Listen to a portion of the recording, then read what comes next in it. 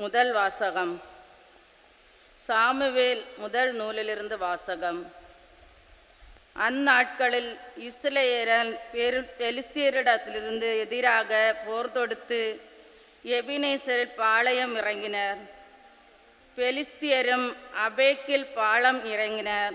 பெலிஸ்தியர் இஸ்ரவேலருக்கு எதிராக அணிவகுத்து செல்ல போர் மூண்டது. பெலிஸ்தியர் இஸ்ரவேலரை முறியடித்து அவர்களுள் 4000 பேரை போர்க்களத்தில் வெட்டி வீழ்த்தினர்.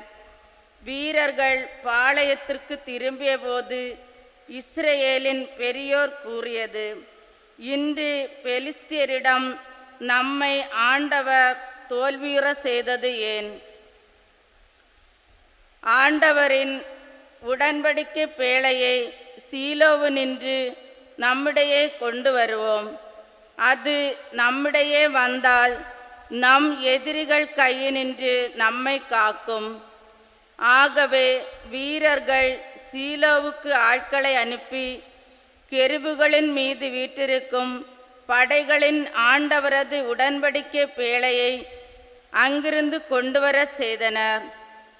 ஏலியின் 2 புதல்வர்களான ஒப்னியும் பினகாசும் கடவுளின் உடன்படிக்கை பேழையோடு இருந்தனர்.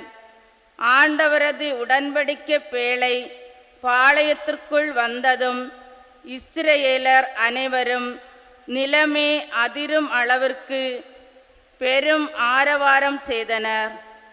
இந்த ஆரவாரத்தை கேட்டதும் பெலிஸ்தியர் எபிரேயரின் பாளையத்தில் இப்பெரும் ஆரவாரமும் கூச்சலும் ஏன் என்று வினவினர். ஆண்டவரது உடன்படிக்கை பேழை பாளையத்தினுள் வந்துவிட்டது என்று அறிந்து கொண்டனர். அப்போது பெலிஸ்தியர் பேரச்சம் கொண்டு, கடவுள் பாளையத்திற்குள் வந்துவிட்டார், நமக்கு ஐயோ கேடு, இதற்கு முன்பு இப்படி நேர்ந்ததே இல்லை, நமக்கு ஐயோ கேடு, இத்துணை வலிமைமிகு கடவுளிடமிருந்து நம்மை காப்பவர் யார்? இக்கடவுள்தான் எகிப்தியரை பாலை நிலத்தில் பல்வேறு வாதைகளால் துன்புறுத்தியவர். பெலிஸ்தியரை துணிவு கொள்ளுங்கள், ஆண்மையோடு இருங்கள்.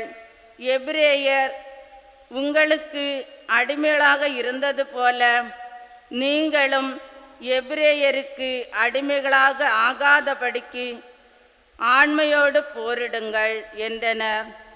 பெலிஸ்தியர் மீண்டும் போர் தொடுத்தனர். இஸ்ரவேலர் தோல்வியுற அவர்களில் ஒவ்வொருவனும் தன் கூடாரத்திற்குள் தப்பியோடினான். அன்று மாபெரும் உயிர் சேதம் ஏற்பட்டது.